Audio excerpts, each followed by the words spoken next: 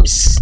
Stop scrolling right now. Kung inaakala nyo na matatahimik na ang buong Pilipinas ngayong linggo, magdalawang isip kayo dahil nag-drop lang na naman ng pinaka-unhinged, pinaka-aabangan at pinaka-pumuputok na news story sa buong TikTok universe at Philippine showbiz history. Oo, hindi to drill, hindi to AI generated at lalong hindi ito simpleng pa-humor lang. Si Bimby Aquino Yap mismo ang naglapag ng ultimate emotional statement sa kanyang panibagong TikTok live session habang kasama si Raisa May Dizon. Nang tanungin ng mga fans at co-viewers sa live comment section kung ano nga ba ang estado ng sikat na Maybe Love Team at kung may pag-asa ba maging totoong magkasintahan sila. And ganito sinagot ni Bim ang mga tanong na yan at lahat ng yan ay pag-uusapan natin maya-maya lang. But before that, if you haven't subscribed yet to my YouTube channel, please don't forget to like, share, and subscribe at hit mo na rin ang notification bell for more showbiz updates. So bago tayo magpatuloy, of course, let's watch this video clip. Yeah. Left call. You're genuine at ayan. Clap kung mahal mo. Of course, I love her. Alright. Oh, her! Mag-ingat din ako sa buhay. Of course. We've been friends for 13 years. How could I not? Me too. Love her. Yeah, how could I not? 13 years, man. Alright. We've been through a lot together.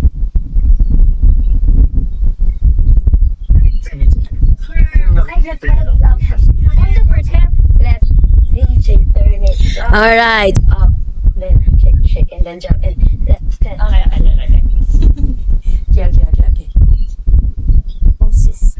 You should like pose like this first. Okay. Alright.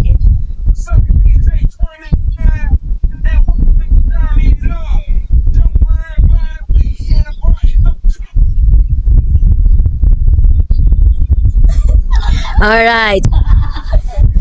That's so nice, sister.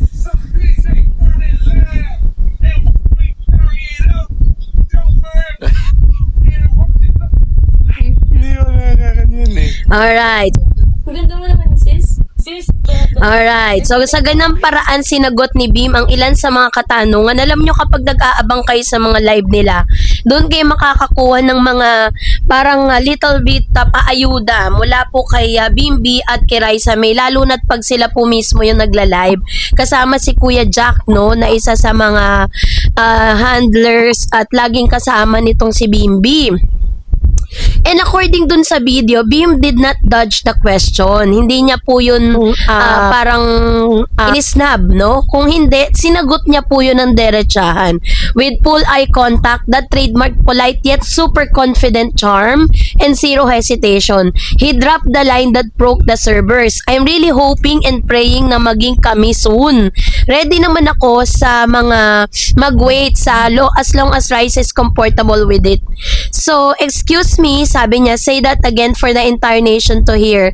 Ganyan ka direkta, ganyan ka classy, at ganyan ka green flag. Sa gitna ng modern dating culture na puno ng ghosting situationship at walang label na relasyon, binigyan tayo ni Bim ng ultimate masterclass courtship, respect and manifestation. Ito ang ating full-blown, comprehensive Gen Z kilig and analytical reports para busisiin ang bawat anggulo ng maybe phenomenon.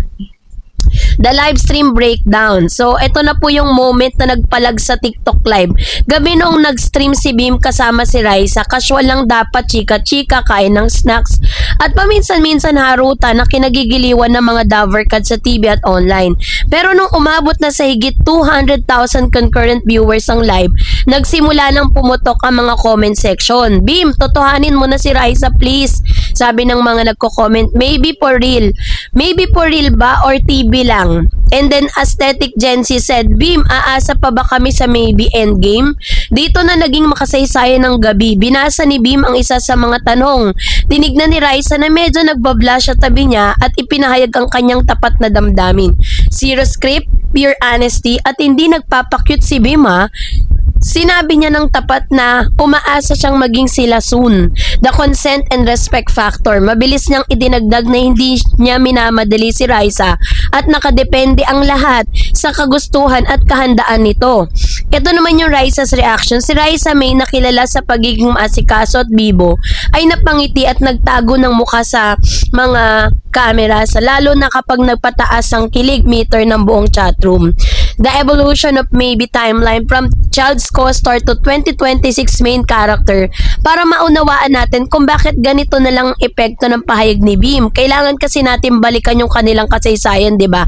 Na umabot lang naman ng 13 years na milestone, emotional and dynamic 2013. My Little Bossing MMFF movie child star and playful interaction childhood friendship na nag-origin pa nung 2015 to 2021. So talagang yung mga TikTok trend, mga TikTokers ngayon nalalaos dito kay Bimbi at saka po dito kay Miss Raisa May sa kanilang pong live sa public courtship, sweet dates and Bim soon confession. Ano bang ibig sabihin nun? Mula sa pagiging magkababata set hanggang sa maging dalawang ganap at mature na nakakabatang adult, ang relasyon ni Bim at Raisa ay hindi pilit. Ito ay isang natural na proseso ng slow burn romance na bihirang makita sa mga modern showbiz era. So yung mga doon po sa kanila pong mga reactions, of course, hindi mawawala kung ano yung sinasabi ng publiko patungkol dito, no? Kasi kadalasan, kapag may mga ganito, may mga bashers. Pero this time, dito lang ako nakakita ng mga netizen at mga supporters po ni Bimbi at ni Raisa na puro positive lang yung sinasabi nila sa social media. Kasi alam you know why? Because everyone sa internet, naramdaman nila yung genuineness at sincerity ni Raisa at ni Bimbi sa kanilang mga pinapakita ng live. Kaya naman talagang wala tayong mga bashers na nakikita sa kanila. Syempre, hindi kumpletong ating report kung hindi natin sisilipin ang mga makabagong usap-usapan at resibo sa iba't ibang sulok ng internet. Mula po sa isa sa mga Chika PH, Pop Culture PH Reddit Deep Dive, sabi niya, mula nung bumalik si Bim sa public eye, solid talaga ang pagtingin niya kay Raisa. Even off-cam sa TV5 studio, he always make sure na komportable si Raisa. Yung pahayag niyang umaasang maging sila soon, it's not just a PR. Damdamin talaga yan ng tao. Damdamin talaga ng tao yan, sabi niya. And then sabi ni user Chami Girl 2026, kung napapansin niyo sa recent interview ni Tita Chris Aquino, proud na proud din siya kay Raisa. Kilala natin si Chris, pinaprioritize niya ang magiging kabiyak ng mga anak niya. The fact na welcome si Raisa sa family means green flag all the way. And then sabi ng isang showbiz analyst, Jency, in a world of fast-paced dating, Bim attitude of hoping soon but respecting boundaries is a top tier. Hindi siya needy, hindi siya manipulative, plain and simple chivalry. No? Mula naman sa TikTok comment at viral reaction, Marites Queen 2026, sabi niya, aba, si Bim pala ang bagong pambansang romantic. Inamin ng live sa umaasang maging sila soon. Sana all pinagmamakanta ng harapan, 'di ba? Para hinaharaan ng harapan. And the Dabber Cards Forever said, iba ang kilig ng maybe kasi kitang-kita mo na mula bata pa sila may mutual respect at caring attitude pa. Sabi naman sa Wattpad Reader PH, parang totoong kabanata ng Wattpad novel.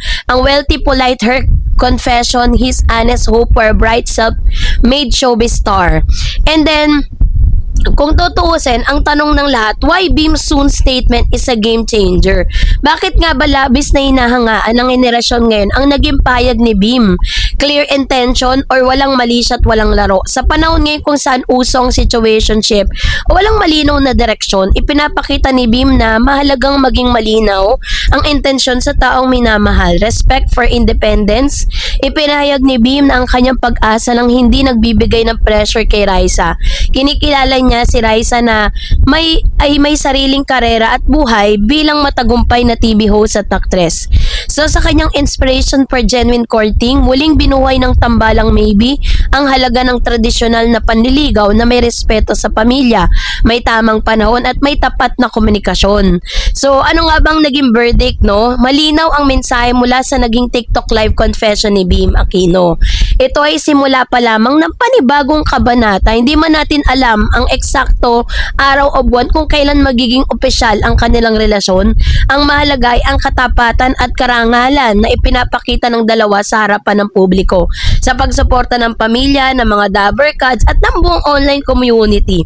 Patuloy lang natin na talagang aabangan ang susunod na hakbang ng kwento ni Beam at Raisa at panonoorin natin yung mga iconic at nakakakilig na moment ni Beam at Raisa na talaga namang ipinapakita nila ng tapat, no, dito po sa mga social media account.